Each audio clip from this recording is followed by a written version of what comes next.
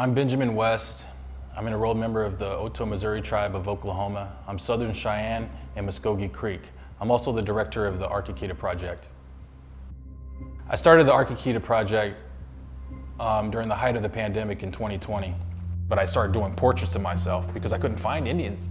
You know, everybody left New York at the time. Couldn't find anybody. The community house fallen. There wasn't a community house in New York anymore. The Native American community house shut down. Really didn't know what I was doing. I started using a hashtag, and it kind of molded from Arkakita to Arkakita Project, and then just kind of molded together as one big phrase. And I ended up starting a nonprofit from it. And so over the past year, I've been able to reclaim a pendant that was lost from one of our relatives, James Arkakita, after I trademarked my family's last name on my mother's side, Arkakita. I created a clothing line at the time, and it became a company, and I started using that word Arkakita to kind of remember our families, my Arkakita family on my mother's side. And then it became the Arkakita Project. And so one of my big pushes is to trademark and to try to reclaim these things that belong to us. So like that was a big accomplishment for me, is trademarking my family's last name on my mother's side. I was trying to, as an artist, trying to figure out some way to help my people with what I've been doing. For the past 20 years, I've been a photojournalist for a cable network. I've traveled all over the world. I've been to places I never thought I would be, especially growing up in Oklahoma, growing up as an Indian kid. I didn't grow up with a lot of material things or grow up with a family with a lot of money.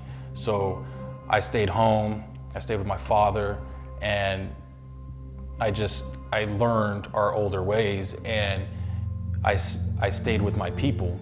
And being a journalist, I've been able to see a lot of things that I never even expected to see.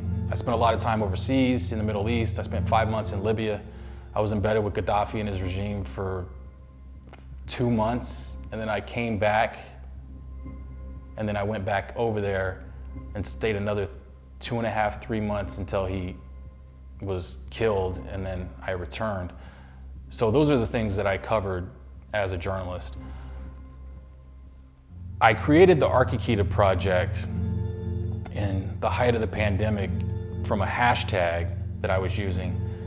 I was at the George Floyd protest, and I had this breakdown, and that's when everything changed for me. I became very proactive with my photography and starting using these traditional items that I have, that I've earned and that I take care of, and taking pictures of them. So what happened was my tribe actually reached out to me. They were like, hey, there was your relative's pendants in some auction in Pennsylvania. I reached out to Pennsylvania and I was like, yo, can you stop this? Like, can I get this? And they were like, no, we're not stopping the auction. So then I bid on it. That was just one piece, you know, like into a big mystery. You know, like I reached out to the museum in St. Louis because my great-grandfather's picture, he was one of the first chiefs to get those, you know, to sign the treaties up in Missouri.